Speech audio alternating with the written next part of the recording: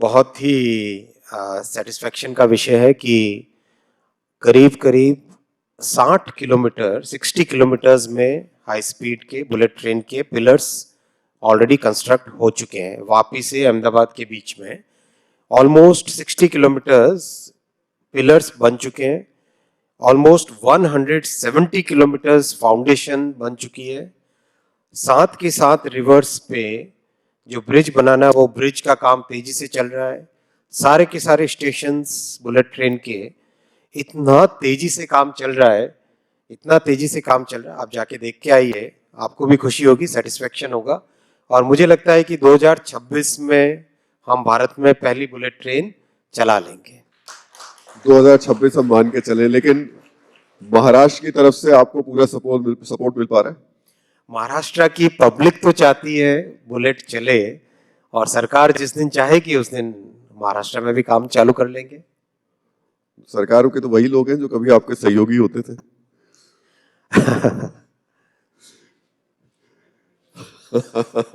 मैं समझ रहा हूँ सर, लेकिन इम्पोर्टेंट पार्ट ये है कि एक तरफ तो बुलेट ट्रेन है, दूसरी तरफ हाई स्पीड ट्रेन्स को लेकर के भी इस वक्त देश में एक तरीके से आप रेवोल्यूशन लाने की तैयारी कर रहे हैं, और उसमें वंदे भारत सबसे इम्पोर्टेंट पार्ट है। लेकिन लोग कहते हैं कि आपने सिर्फ 2 ट्रेनें चलाकर ही काम खत्म कर दिया, उसके आगे आप कुछ कर ही नहीं रहे उसमें। देखिए, जब भी कोई नई टेक्नोलॉजी डेवलप की जाती है, प्रोटोटाइप होता है, प्रोटोटाइप को प्रूव करना पड़ता है। आप सोचिए, जब आप कार को 100 किलोमीटर की स्पीड पे चला रहे होते हैं, उसके वाइब्रेशंस कितने होते हैं, कंट्रोल करना कितना डिफिकल्ट होता है, किस तरह से उसका एक पूरा डायनामिक चेंज हो जाता है। वंदे भारत जो डिजाइन की, वो 180 किलोमीटर पर आवर की स्पीड से चलने वाली ट्रेन है।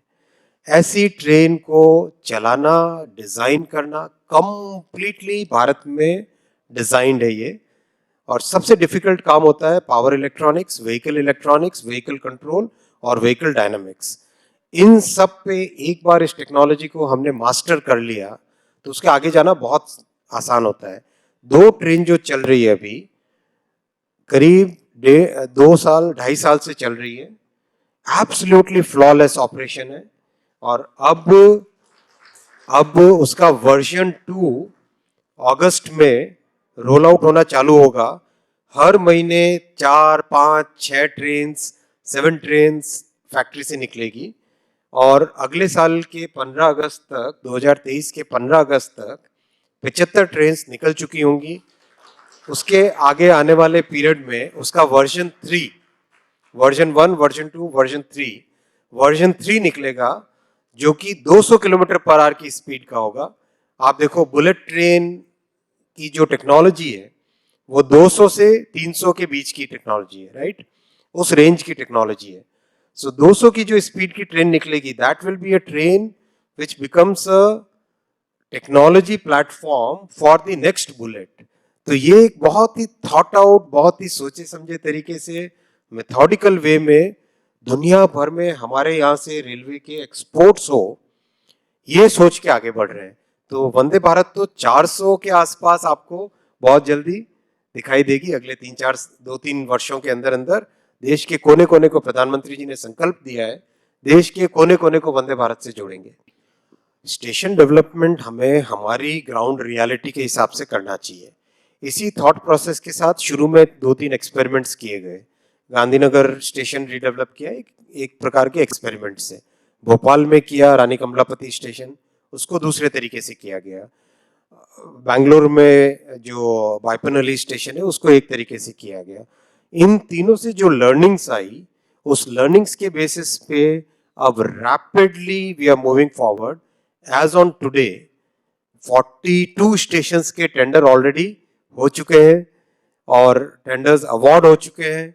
अब तेजी से आगे आने वाले आप 16 से 18 महीनों में देखोगे, देश में करीब करीब 50 जगह पे वर्ल्ड क्लास रेलवे स्टेशन पे काम चल रहा होगा, और काम इतना तेजी से आप काम देखेंगे।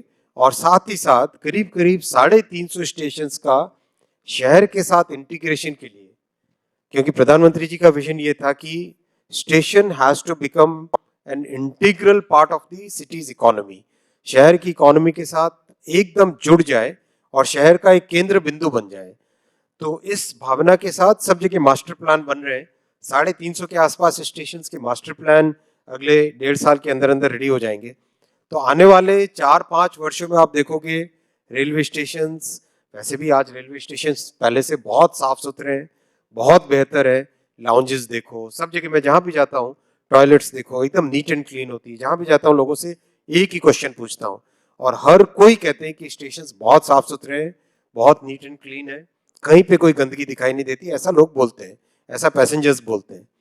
तो ये चेंज तो एक आपके सामने है और इसको और ज्यादा स्केल अप आने वाले दिनों में किया जा रहा है। सर एक और इससे जुड़ा सवाल है, ट्रेन का जो टिकट है वो वेटिंग लिस्ट वाला सिस्टम भारत में लंबे वक्त से चला आ रहा है और मुझे लग रहा है कि लंबे वक्त तक वो चलेगा। ये सिस्टम कभी खत्म हो पाएगा?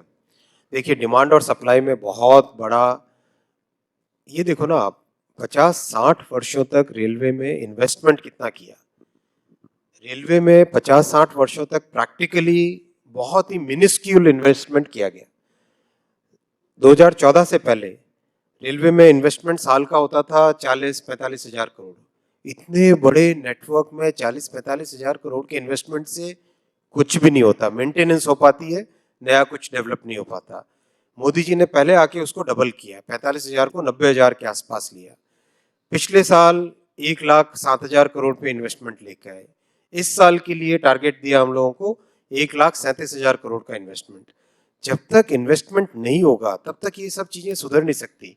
तो प्रधानमंत्री जी का जो विजन है रेलवे के लिए, उसमें बहुत क्लियर है, टेक्नोलॉजी को ऑब्जॉर्व करो, ट्रेन्स नई तरह की लाओ, स्टेशंस को रीडेवलप करो और जो कैपेसिटी को बढ़ाने के लिए हमको इन्वेस्टमेंट चाहिए वो इन्वेस्टमेंट करो। सब जगह आप देख रहे हैं डबलिंग हो रही है ट्रैक्स की, जो पुराने मीटर गेज के ट्रैक्स बच गए थे उन सबको ब्रॉड गेज में कन्वर्ट कर रहे हैं।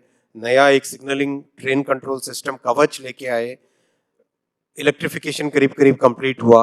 ये सारे रिजल्ट्स जब आते हैं, रेलवे बहुत बड़ा एक ऑर्गेनाइजेशन है, इसको चेंज करने में बहुत मेहनत पड़ती है। तो जब ये इन्वेस्टमेंट के रिजल्ट्स आने दिखेंगे तब आप देखोगे कि कैपेसिटी बढ़ी, तब आप देखोगे कि डिमांड और सप्लाई के बीच में गैप कम हुआ और ये वेटिंग लिस्ट वाले प्रॉब्लम्स खत्म सर हुए। आखिरी सवाल मेरा आपसे ये है कि